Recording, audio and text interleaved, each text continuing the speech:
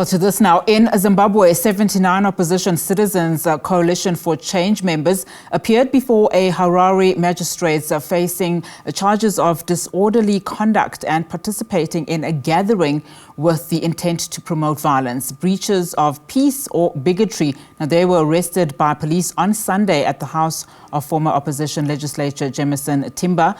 He now leads a breakaway faction of the opposition outfit after the former leader, Chamisa, stepped down in January, alleging that the party had been co-opted by the ruling ZANU-PF party. Now, during the arrest, several CCC members sustained injuries as they resisted arrest and clashed with law enforcement officers. Lawyers claim the group had gathered to commemorate the June 16 Day of the African Child. One minor was released while the rest were remanded in custody, and their case continues. It's an attack which has not started today, but an attack which started even during the Mugabe days.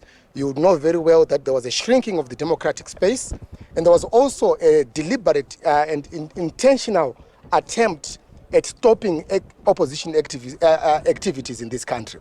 The young people had gathered. It was a private meeting. They had gathered at a private residence. And the intention of that gathering was to, number one, commemorate June 16, which is recognized internationally as the Day of the African Child. And what we saw on this day is a repeat of the unfortunate incidents of June 16 in South Africa during apartheid South Africa. And we see that in an independent and democratic Zimbabwe. What this entails is that the regime is hell-bent on stopping voices of dissent.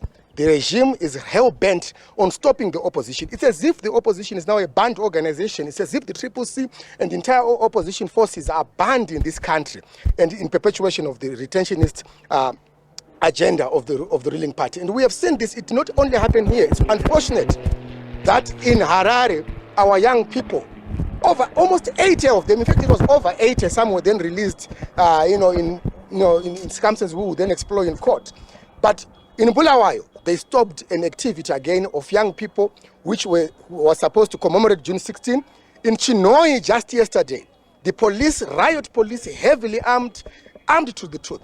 They stormed our provincial offices and barred an activity of our young people. So we are seeing this trend across the country.